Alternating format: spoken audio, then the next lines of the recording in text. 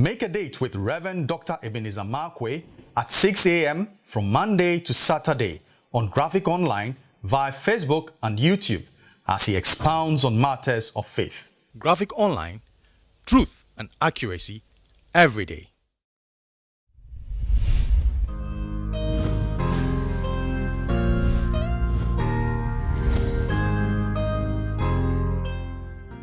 Hello, this is Reverend Dr. Ebenezer Markwei of Living Streams International, bringing you matters of faith with Graphic Online. This morning, maybe I'm thinking in the melancholia, so I would like to capture my thoughts with the words: apparent permanence. Apparent permanence. I'm still on the John 4 issue with the woman and the well. I remember that, with all the conversations that was going on, Jesus Christ asked a critical question. Jesus asked a very critical question and says, "Go and call your husband." And then the woman answered in a very powerful way. And I think that the way she answered gave a revelation to me. It really opened my eyes. She said, "I have none."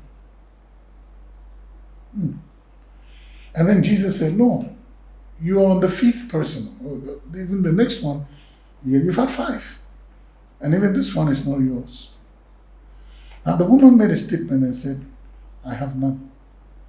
But she had somebody. And she said, "I have none." The question then I wanted to ask, and the question that bugged me was, with all due respect,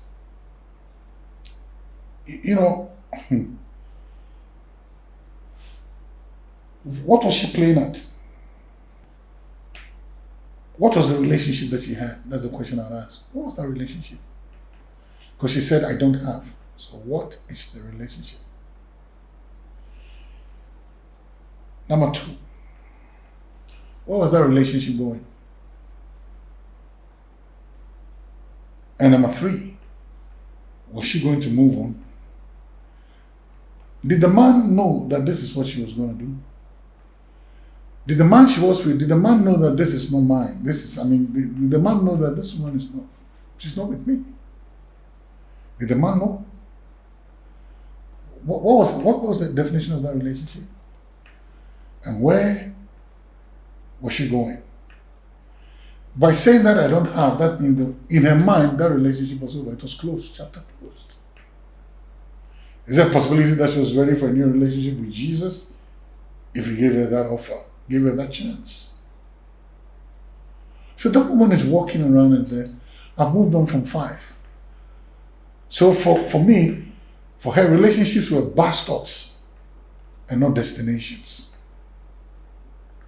For her, relationship was a bus stop. I'm going somewhere, so I'm going to use this until I get there, until I get to the next bus stop.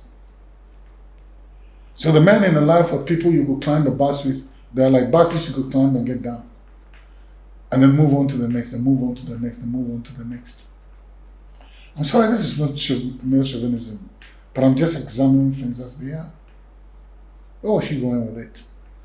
What was the definition? And Jesus said, "It's truth.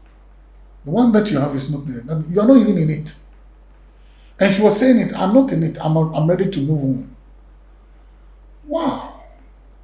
What would that man be thinking if he was hearing that conversation? Is it possible the man would maybe say, maybe the man too is also like that, because maybe sometimes birds of the same feathers flock together. But what if he was committed? And for her, it was a bus stop. That is very serious. But sometimes there are people like that. You are not a permanence. You are a bus stop.